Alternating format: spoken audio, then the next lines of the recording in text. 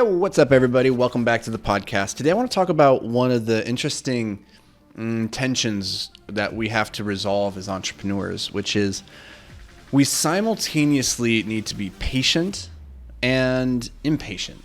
We simultaneously need to have big, hairy, audacious, ambitious goals that we strive for, but that we also need to take small, daily, consistent actions. And how do you resolve these two things, which on the surface, they seem contradicting, right? Like, we need to have impatience in the short term and waking up with a sense of urgency and moving towards our goals and knowing that we only have a finite amount of time to make our dreams a reality.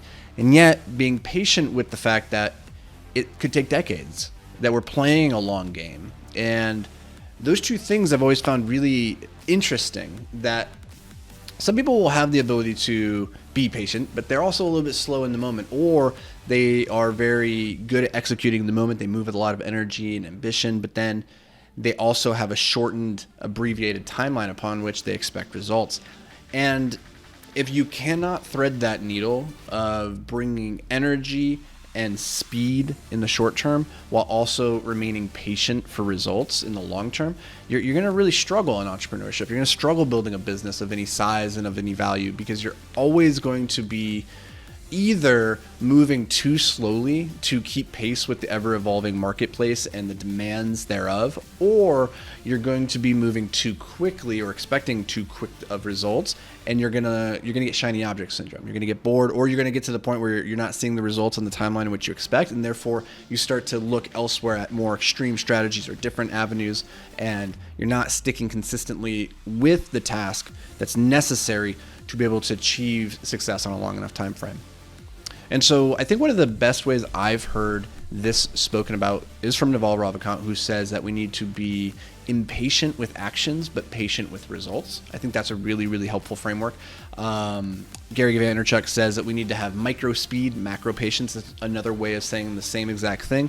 But it's important to think about this daily, is that we need to have this long time frame, because I believe that if we let time do the heavy lifting, that we can be successful in real estate or in our businesses, whatever, if we let time and compounding interest do its part. But that requires a lot of energy to be injected into the system in the short term. So I want to share that with you because it's something I've been thinking about a lot the last couple of days, in terms of how to think big but act small, right? How to dream big and have those big goals that we're moving the company towards, but then working backwards from that desired outcome to what is the daily actionable things that we can do to move us towards that. Another way of thinking about this, a friend, Sean Puri, mentioned in his podcast, My First Million, is the idea of focusing on what's 6 inches in front of your face. I think it was the founder of Peak Design, is the company that makes these camera bags. And Sean was interviewing him and says, okay, so how do you balance this equation of like all the things that need to get done? They were about a $70 million company at the time. How do you balance all of this, and like how do you prioritize your day and all that stuff? It's always a question that's really interesting to ask other entrepreneurs.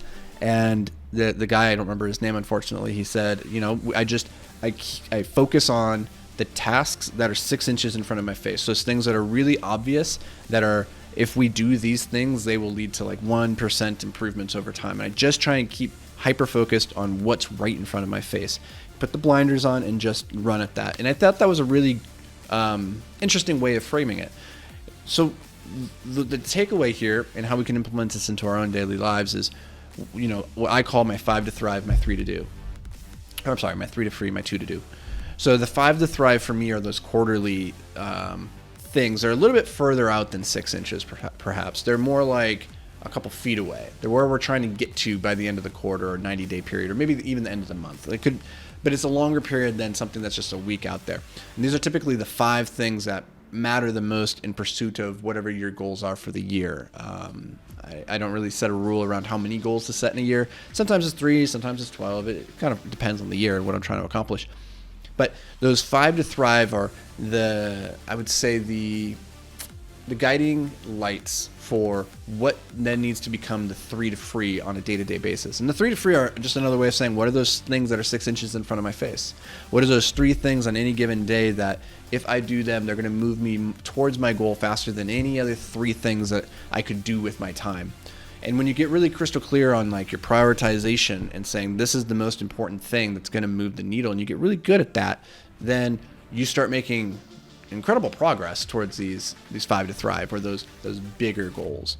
If you're interested in learning more about that framework, that is part of my hyper-focused productivity system. You can learn about it at beyondtheapex.com/hyperfocus. I've taken pretty much my entire last decade of learnings around human psychology, peak performance, productivity, personal development, focus. I put it all into a bundle and shared all the systems and frameworks, routines, everything that I use, all the resources and tools that have helped me turn ADHD into a superpower. So if that's something that's interesting to you, go check that out, beyondtheapex.com/hyperfocus. It's pretty much just the productivity system in a box ready to go for you to implement and turn your ability to focus into a weapon of mass accomplishment rather than a weapon of mass distraction. So that is today's thought. How do we think big but act small? How do we have macro patience but micro speed?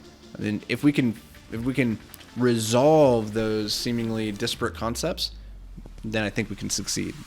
So hope this serves you guys. Hope it brings you a little bit of value. Thank you as always for being here. I appreciate it. Looking forward to seeing you back around here tomorrow. But until then, stay hyper focused, my friend.